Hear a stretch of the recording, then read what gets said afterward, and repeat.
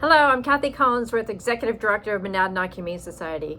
I am here to request funding for two programs. First is our Animal Safety Net program. The Animal Safety Net program was originally designed to help people fleeing domestic violence. The U.S. National Coalition Against Domestic Violence found that approximately 1.3 million adults fall victim to domestic violence each year. 50% of people won't leave if they can't take their pet. 87% of the battery occurred in the presence of children. Children exposed to domestic violence were 3 times more likely to be violent than children in non-violent homes, and 1 in 4 adults returned to a violent relationship if the pet was left behind.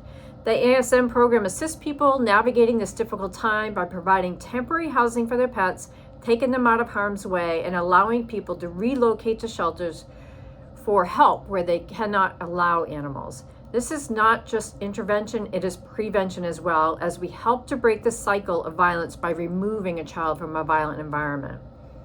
As we saw more needs arising from things such as homelessness, lengthy hospital stays, and opioid addiction, we broadened our services to assist these populations as well. With inflation reaching close to 8% in the past year, rental costs going up close to 6%, electricity and oil prices skyrocketing, we are seeing a record number of animals coming into our ASM program due to homelessness. Recently, an elderly man and his older caretaking son were evicted from their apartment. They had 2 cats who were 10 years old that had been in their family since they were kittens. Their rental took on new ownership and the new landlord would not allow animals. The 2 men are in the process of saving up money for a mobile home, and we are caring for their 2 cats until the family can be reunited. We partner with social service programs in the region such as Phoenix House, Monadnock Family Services, Monadnock Center for Violence Prevention, Monadnock Community Hospital, homeless shelters, and more. Access to treatment or shelter would be limited for a pet owner and would impact their ability to be treated or served. Due to the housing and increased cost, the demand for this service has doubled from the previous year. While the animal's with us, we provide shelter, vaccinations, food, medical care, and spay-neuter if necessary. When people think of Monadnock Humane Society, they more often than not picture the heartwarming adoptions of kittens and puppies. What many don't know is that MHS is often the first point of contact for those seeking social services.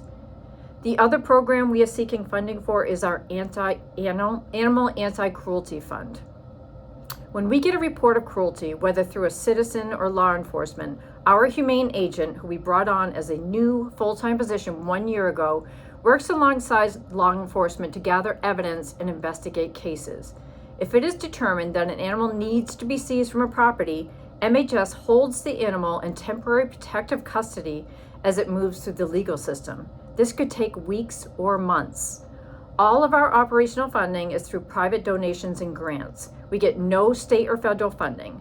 We have a restricted fund set up by 2 donors where we can invest in staff training for our humane agent, protective equipment such as ammonia testing devices used to detect unhealthy air quality due to multiple cats in one home, and evidence collecting equipment to provide evidence for convictions.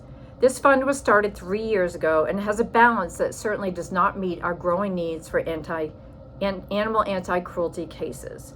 And just in the past year, we have seen 247 cases of cruelty in our 42-town catchment area. Many people do not know that there is a New Hampshire revised statute that holds municipalities responsible for their dog populations. This would include holding animals.